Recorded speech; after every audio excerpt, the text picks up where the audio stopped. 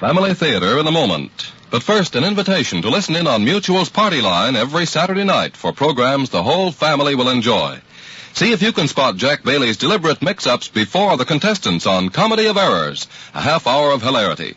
The favorite parlor quiz, 20 Questions, brings the animal, vegetable, and mineral game, New Sparkle, as the experts try to identify Bill Slater's subject in only 20 questions. And Chicago Theater of the Air sends a full hour of your favorite melodies from the world of music, singing your way. For family party night listening, tune to Mutual every Saturday night for Comedy of Errors, 20 Questions, and Chicago Theater of the Air over most of these stations. Family Theater presents John Lund and Ruth Hussey.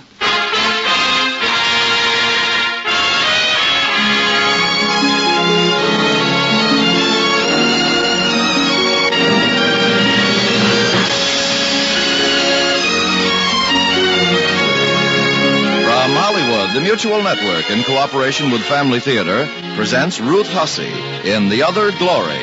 To introduce the drama, your host, John Lund.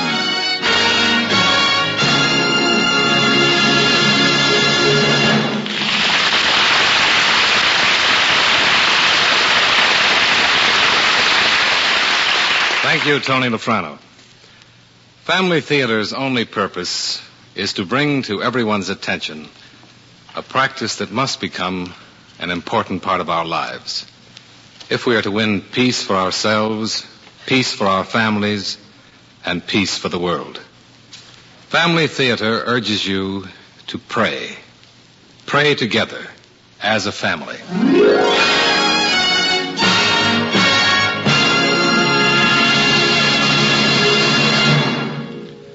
It is the year 1865.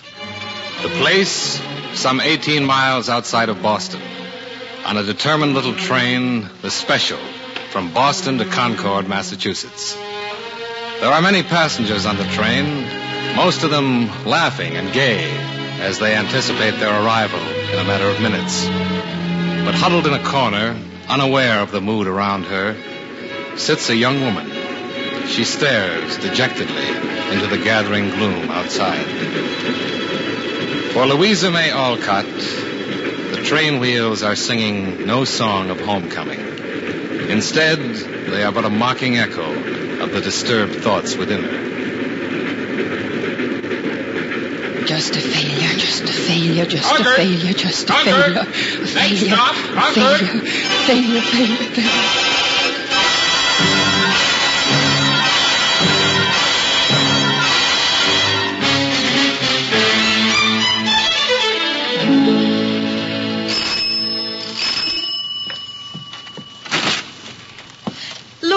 Anna, dear, hello. Oh, but we didn't expect you until tomorrow. Well, there was really little point in my staying any longer in Boston. Oh, these bags get heavier all the time. Oh, Louisa, I am an idiot. Here I stand chattering away, and I don't even let you in the door. Here, I'll give you a hand. Thanks. Where are Mother and Father? In the back parlor with May. You go on in, Lou. I'll take care of these. Louisa, my dear. Oh, you're Well, let us know your... wait. One question at a time. Oh, me first, then. Just a minute, May. Give Louisa a chance to catch her breath. Sit down here, dear. Your letters were very glowing, Louisa. We enjoyed them, every one. Boston never had its praises sung so sweetly. Thank you, Father.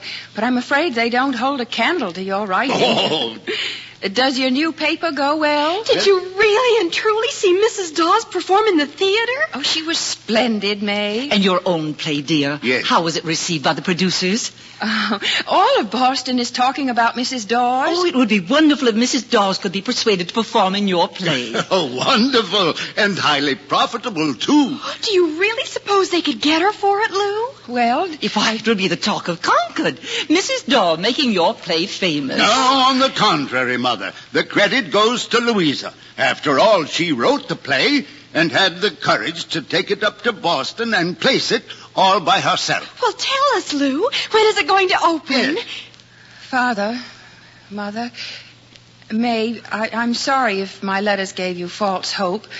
It wasn't until this morning that I learned the sad truth. No one's going to produce my play. Oh. And now, if you'll forgive me, I'm tired. very tired. I'd like to say good night.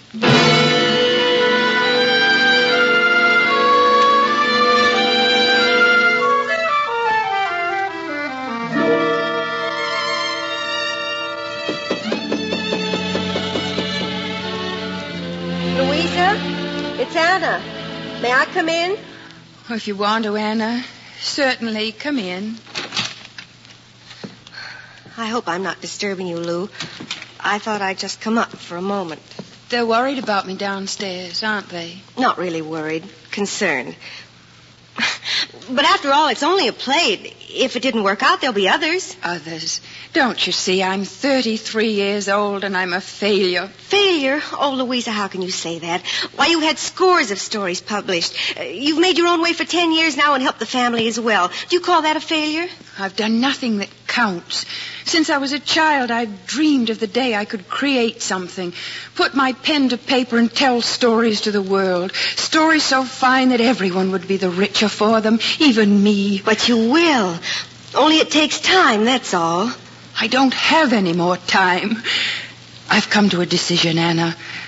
I'm going away. Is that all? Well, you've gone away before. But never so far. This time I'm going to Europe. Europe? I've been offered a job to travel with an invalid lady. Do you really want to go that far away? And leave all of you? No, I don't. But I've thought about it all the way from Boston. Perhaps maybe abroad I'll find the thing I must discover before I can write what I want to write. The thing that will bring you fame. Yes, fame. Oh, but more than that.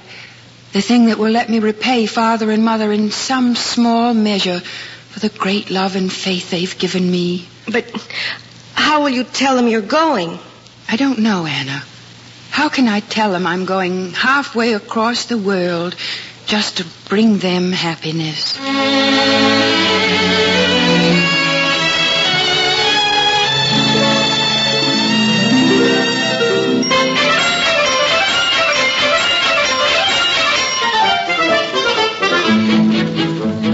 Bonjour, Mademoiselle Olcott. How are you this morning? Oh, splendid, monsieur. Your Paris air works miracles. Have you any mail for me? I will see, Mademoiselle. No, there seems to be nothing. Oh, thank you. Well, then, I wonder, could you give me directions, please, for finding the Rue de la Paix? But of course. When you leave the hotel, turn to your right. Cross 4 streets, then turn to your left. After you have passed 3 streets, go to your right for 2 streets, then left again for 2 streets. And there you are. Oh, yes. Well, thank you very much. 4 streets to the right, and then you turn to... Beg your pardon. I hope I have not hurt you. Oh, no, of course not. It was all my fault. Please allow me to apologize. I must confess I was eavesdropping. Otherwise, I should not have been in your way. Eavesdropping? I'm afraid you couldn't have heard anything very interesting. I heard enough to know that you are in grave danger. Of what? Of becoming hopelessly lost. I have never heard such confused directions in my life. You're right. I'm afraid I shall never find the way. But of course you will, for you shall have Ladislas Wisniewski, the most famous guide in Paris, to lead you. With your kind permission. Is that you? Naturally. But you call me Laddie. But are you really a guide? The best, and what is more, the newest. I have just this moment embraced the profession. The job may be more difficult than you bargained for. I speak no French. Then I shall be your voice. And I want to find the most dazzling bonnet in all of Paris. So much the better. Then I shall be the first admirer of it, too. Well, I couldn't possibly ask for more.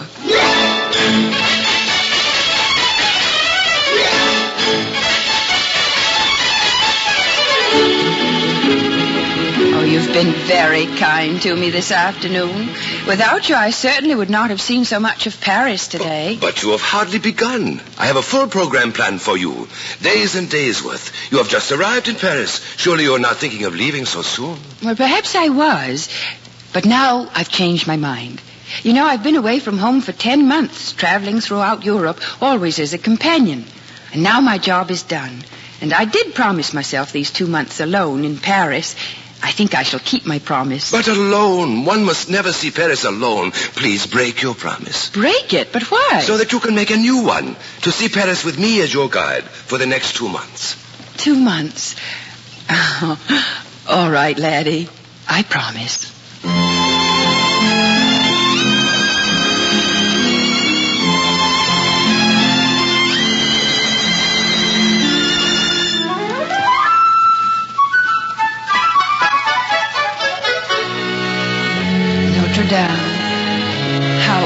I've read of it, laddie.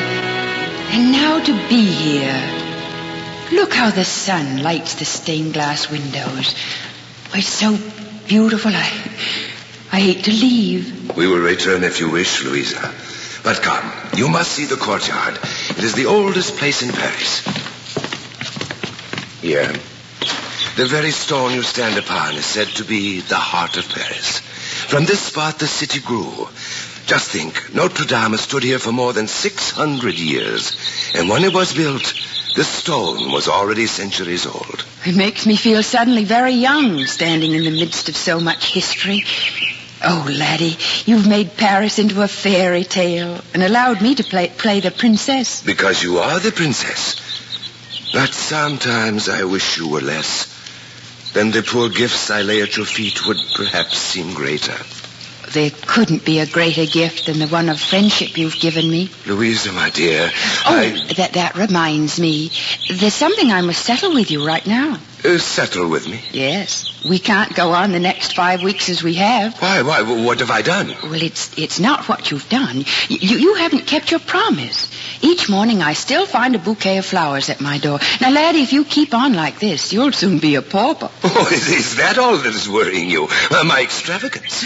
I should think that would be enough. I won't have you spending all your money on me. Then put away your fears, Louisa. You have my solemn word.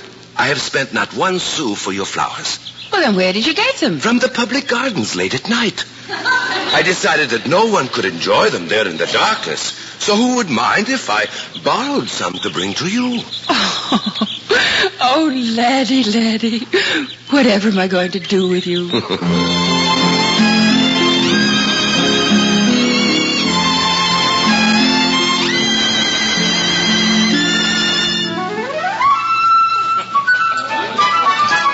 Is it possible, laddie, the way time has flown?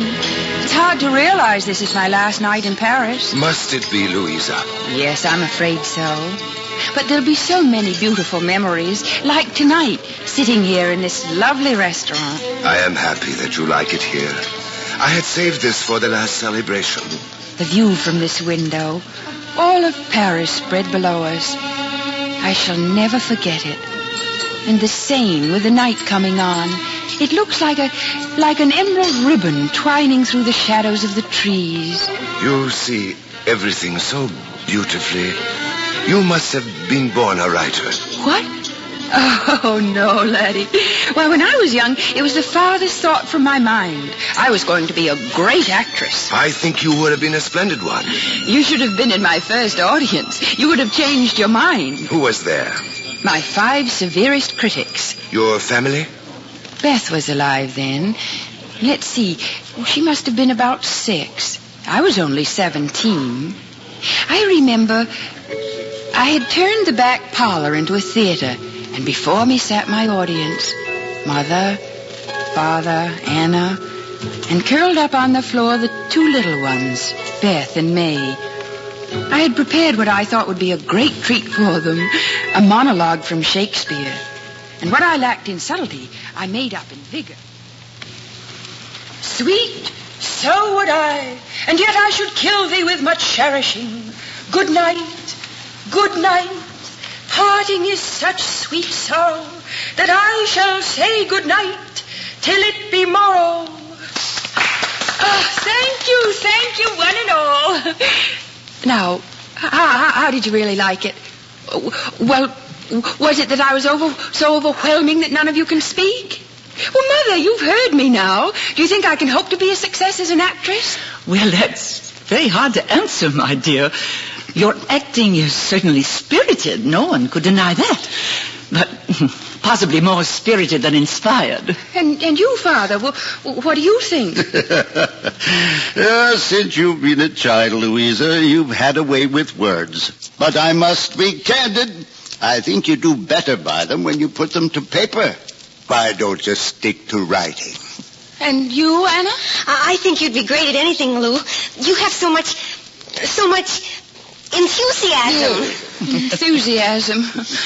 Well, I'll ask the children after all. They're indeed the most difficult to amuse. Well, May and Beth, but don't hang your heads. Speak up. I'm afraid they can't speak up, Louisa. You've put them to sleep. What? Well, that settles it then. Father, please get me a new quill tomorrow. Louisa May Alcott is going to become a...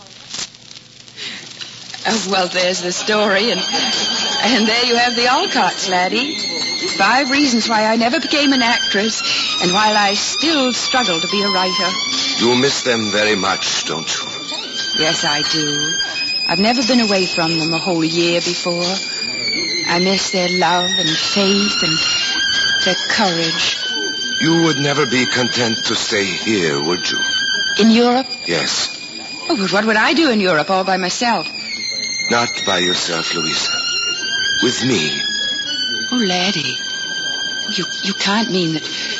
Oh, no, I know laddie. I have nothing to offer you. Oh, it's not that, my dear. You have everything to offer. Don't you know that? But it's not for me to accept. Someday, there'll be a fine young girl who's meant to share your life, and then you'll smile over this evening. How can I smile? Why, it's simple. Like this. Now let me see you smile, too. There. That's better. After all, this is my farewell celebration. Are we to do it with a frown? But, Louisa... No, that's all. There'll be time enough for serious goodbyes at the train tomorrow.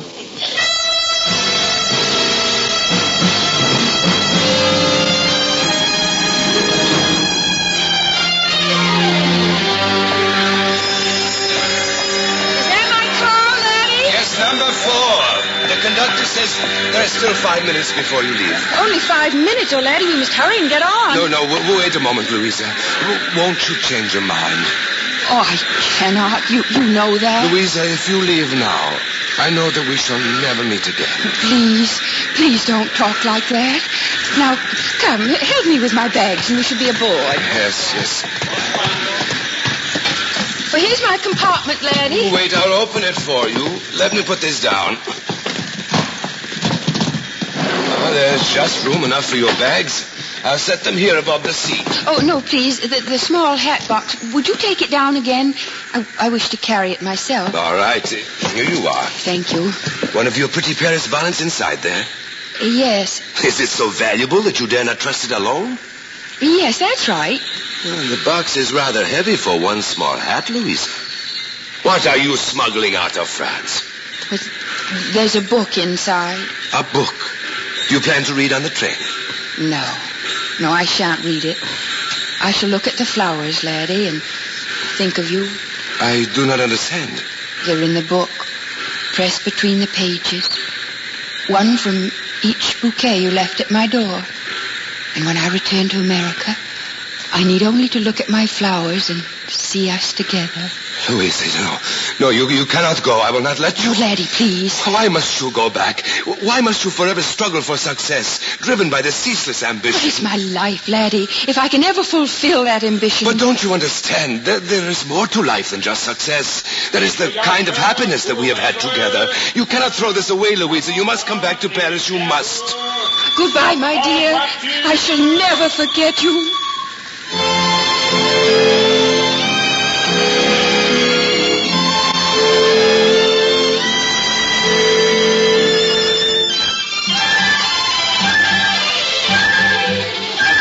Welcome back to America, my dear Louisa. It is indeed good to see you after all this time. Oh, thank you, Mr. Niles. It has been many months since we two have talked. Please sit down, Thank you. Now, tell me, how long since you've returned? Well, I've just arrived. I haven't even been to Concord yet.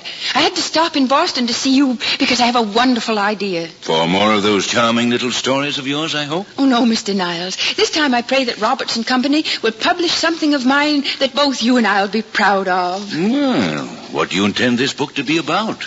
This will be a book of travel, Mr. Niles. Travel? I'm afraid I must disagree with you. Louisa, you know that I gave you your start, my dear, as a writer, and I have a great fondness for you.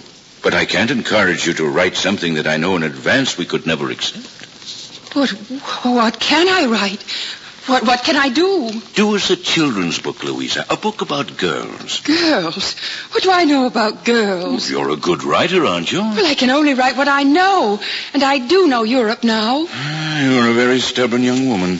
But believe me, my dear, Robertson Company is much more stubborn.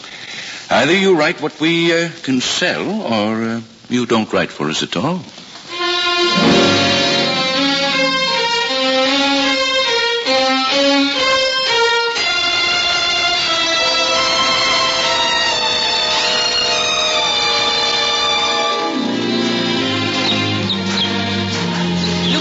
Are you out here? Yes, Mother. Over near the Rose Arbor. Mother, have you ever seen such industry? Louisa, I think you've pruned the whole garden in the 2 days you've been home. I didn't know you were so fond of flowers. I never thought about them, I suppose, until I went to Europe. But gardening, my dear, will never get that book written. Now, Father, don't drive Louisa so. He's right, Mother. I haven't written a word. But how can I write about girls? What girls have I ever known? Well, you could write about you and your sisters, you know. What? Yes, all of you as children. Oh, Mother, what could I write about us? Well, you could write about those fantastic plays that you used to put on in the barn. And the time you surprised us with a cake so heavy we could barely lift it. And you could put in a word about your mother, my dear. She certainly played a part in your story. And Father, too. Well, and why not? Don't you think it would work, Louisa? Well, I suppose I could try it. You sound doubtful. Well, I am, Father. I don't think anyone would be terribly interested in the story of our ordinary lives, except us.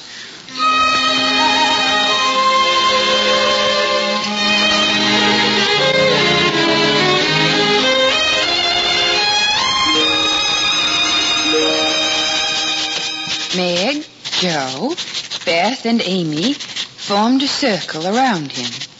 Laurie's face was puzzled as he glanced... Oh, no, that's no good. Now, let's see. Laurie's face... Lou? Oh, come in, May. Well, I finished it again, Lou. This time I hope it's what you want. Does Laurie still look too American? Well, no, this time you've done a wonderful job, May. It looks just like him. Just like him? You talk as if this Laurie were actually somebody real. Oh, do I? Well, I guess I'll get back to my drawings. Laurie's the most wonderful character I've ever read. I don't know how you made him up, Lou. Made him up? How could I ever have made you up, laddie?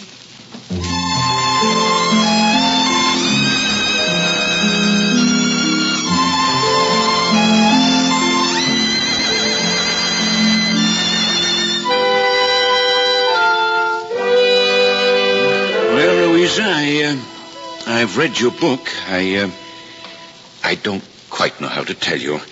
After all, it was I who suggested that you write this story for girls. You needn't say any more, Mr. Niles. I think I understand very well. I'm sorry, Louisa. In my opinion, it's a very dull book. I'm afraid we won't be able to publish it. And so once again, the walls I build so carefully come tumbling down around me. Do you think the name Louisa May Alcott will ever mean anything more than a synonym for failure? Oh, now, my dear, you must not be discouraged. Besides, I have one other course I wish to pursue. I would like to keep your manuscript, show it to others, get their opinions. I could be wrong, you know. No, in this case, Mr. Niles, I have a feeling that you're very right. I don't believe I'll ever write again.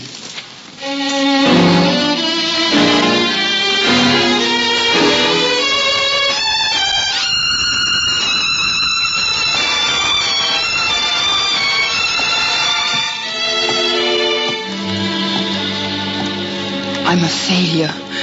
I am a failure. Why must you go back? Why must you forever struggle for success, driven by the ceaseless ambition? I'm sorry, Louisa. In my opinion, it's a very dull book. I'm afraid we won't be able to publish it. Louisa, you must come back to Paris. You must. Paris. I will go back.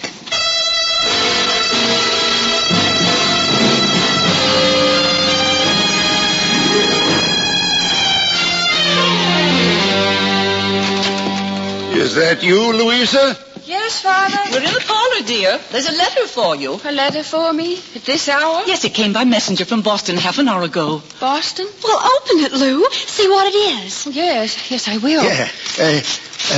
Who is it from? Why, it's from Mr. Niles. Oh, I'll read it aloud. Yes. My dear Louisa, I told you I could be wrong about your book.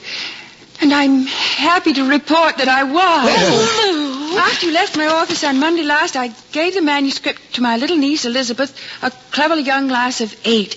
Well, young Elizabeth loved the book, and now she's clamoring for more. Oh, wonderful. Is there something else? Oh, yes, there is. Now I am convinced myself, after carefully rereading the manuscript, that your story of the March family, father and mother and the 4 girls, Meg, Jo, Beth, and Amy, will someday prove to be one of the great children's stories of our time. Oh, Louise. Come to see me as soon as possible. We shall talk about publication of this book and plans for the next volume. The Sincerely. next volume?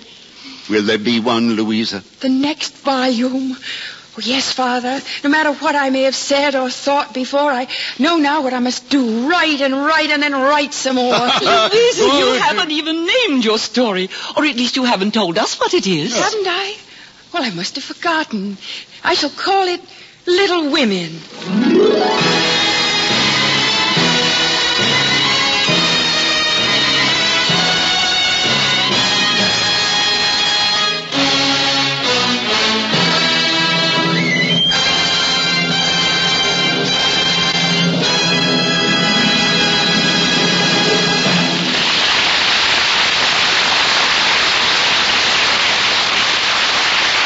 This is John Lund again. You know, there's a famous passage which begins, "No man is an island, entire of itself." Or, put another way, no one can live in a vacuum. We depend upon one another. Much as we strive for independence and even pride ourselves in it, it only takes a little sorrow, a little pain, a little poverty, a little fear, to make us realize how much we need the help of others. And if we depend upon our neighbor for support, how much more should we look to God, on whom all of us depend? We need God's help every minute of the day. And if we're wise, we'll acknowledge the need by praying to Him daily with our families for the help our families need. We won't wait for sickness or sorrow to strike us to our knees.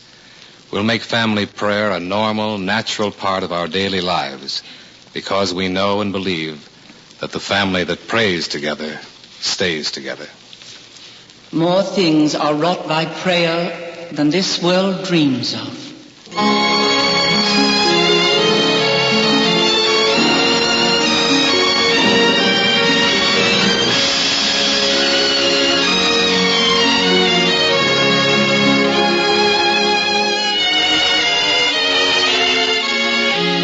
From Hollywood, Family Theater has brought you Ruth Hussey in The Other Glory with John Lund as your host.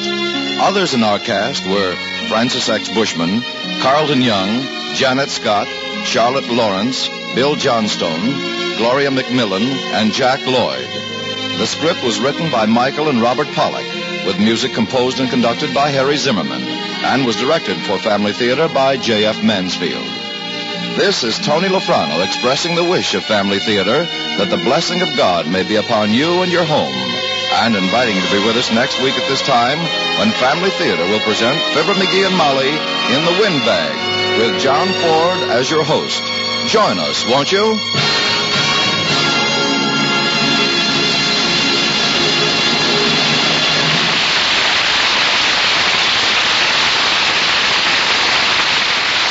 Family Theater is broadcast throughout the world and originates in the Hollywood studios of the world's largest network, the Mutual Broadcasting System.